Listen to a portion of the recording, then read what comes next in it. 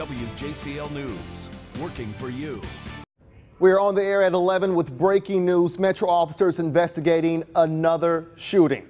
They tell us a man was shot on Roger Wood Street off Hampstead Avenue in Savannah.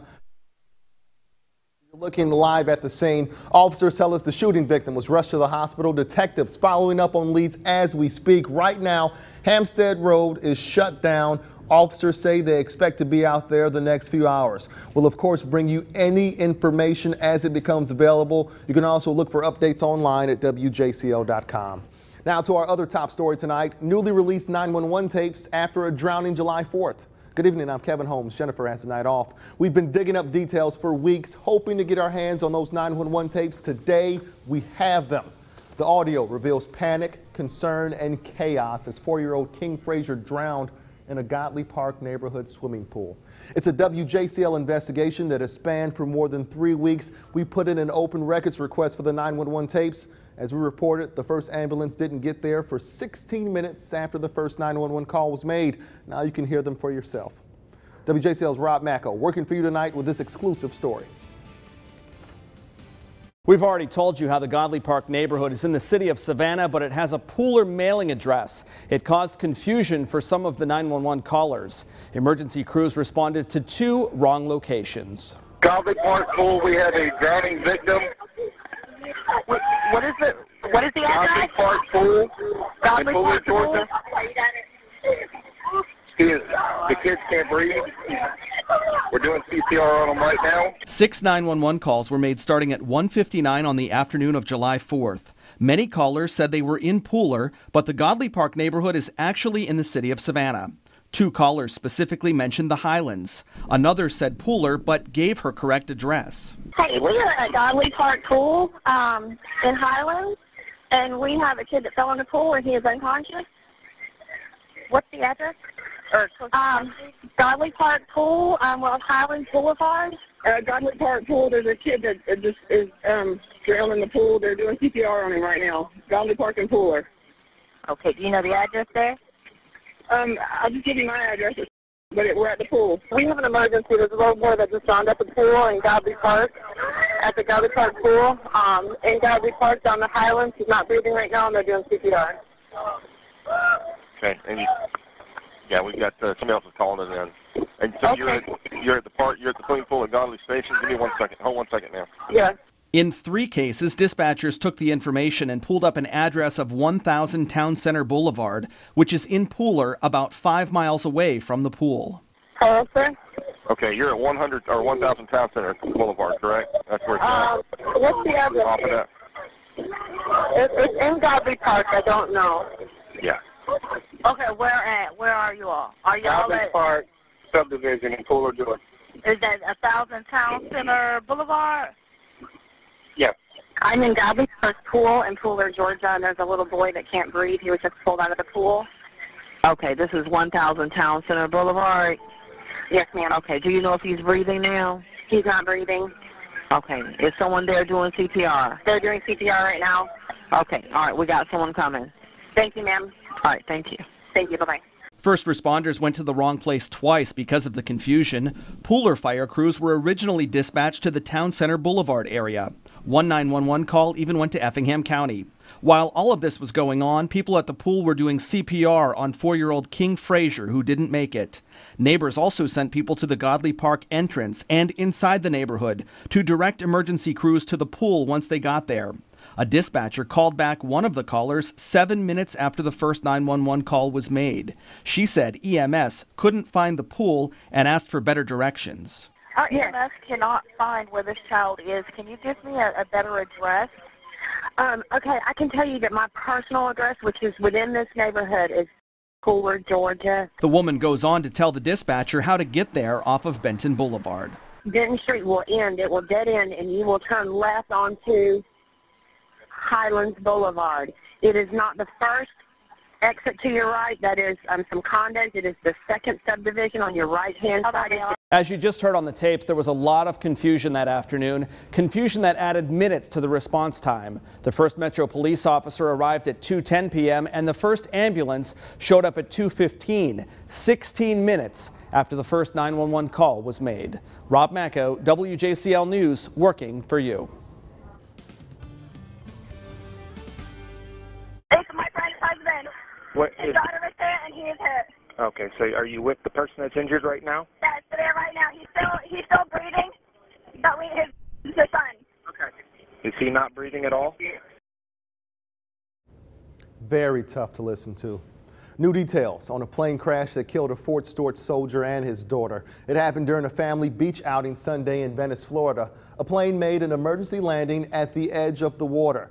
36-year-old Sergeant First Class Omi Azari of Fort Stewart and his 9-year-old daughter Oceana were walking on the beach and they were hit by that plane.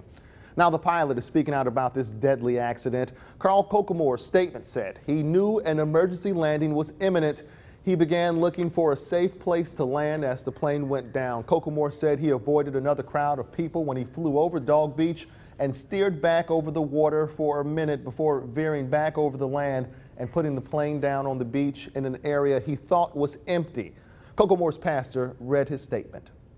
The plane hit the water to rest with nose down at water's edge.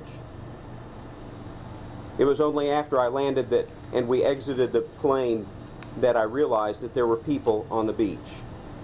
I never saw them. I am deeply, deeply sorry. Kokomore said he and his neighbor were flying for a short sightseeing trip. Today, WJCL's Ashley Lincoln talked with those who worked with Sergeant Omi Azari about the loss. She joins us now with this exclusive interview. Ashley, I'd imagine it's very tough and just emotional for those soldiers that knew him. Very tough, very difficult for those who were close to him. Soldiers say the past few days have been rough, but what's helped them to get through are the memories of their friend. He always came to work every day with a smile on his face. He always left work every day with a smile on his face, regardless of what happened during the day. A man whose peers say he was a model soldier. He was an outstanding leader, that he always enjoyed taking care of soldiers. With a kind heart. Extremely helpful, very positive, and always upbeat. These are just a few of the many memories Lieutenant Colonel Boyle and Command Sergeant Major McRae have of Sergeant Omi Irizarry. He always had a good outlook on life, no matter what the situation was. Sergeant Irizarry was killed Sunday while vacationing with his family. He and his 9-year-old daughter, Oceana, were walking on the beach in Venice, Florida, when a small plane crashed into them, killing them both. The soldier was family-oriented, and how he loved his family and how positive he was all the time. Soldiers back on base couldn't believe it when they heard the news that Sergeant Irizarry had passed away. I just hoped that too was wrong. Sergeant Irizarry was assigned to the Warrior Transition Battalion, a unit that helps wounded soldiers recover, a position his leaders say was well suited for his personality. He always had a smile. That was the biggest thing about him. They say Irizarry loved the outdoors, hunting and archery. But one of his bigger loves was the water. He also enjoyed being around the ocean a lot. And if you look at his daughter's name, you can see how closely that was tied in. Now these soldiers say they're coming together to support his family. He will be sorely missed in this unit. And Irizarry worked with the Warrior Transition Battalion since 2013, and he has been at Fort Stewart since 2010. And Kevin, as you can imagine, these next couple of weeks and months are going to be a struggle for those that knew him. Very difficult, very heartbreaking, and just after his 9th wedding anniversary. Yes, they were down there celebrating. Wow. Thank you, Ashley. Following 2 weeks of violence on Savannah streets, some groups are now fighting back. From downtown associations to radio stations, they say something needs to be done. WJCL's Nick Notario uncovers new efforts to make the streets safer. With 14 people shot in less than 2 weeks, now is the time, some Savannah groups say, to end the violence. And they're finding creative ways to do it. Crime scenes, including this one on Savannah's east side from the weekend, are a sight some would like to see go away.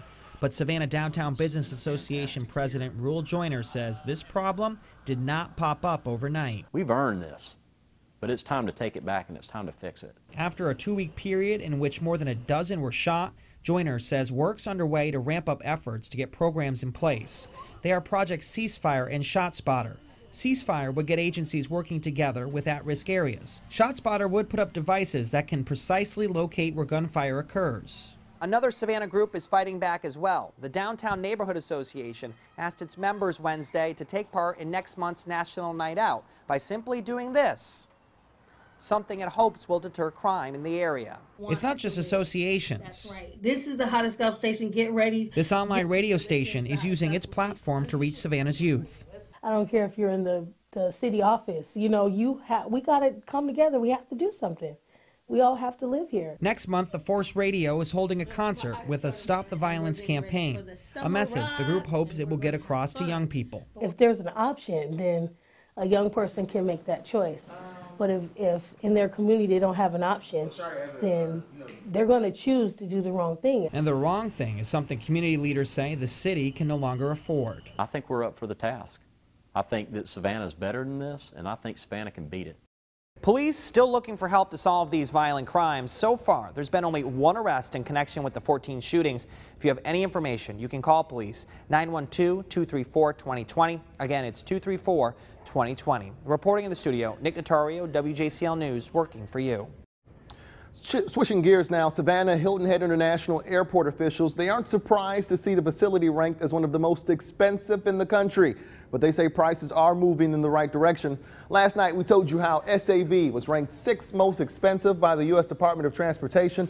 An average round-trip ticket during the beginning of 2014 cost $470, but this is $30 lower than last year, and with low-cost carrier JetBlue, officials expect the numbers only to keep going down.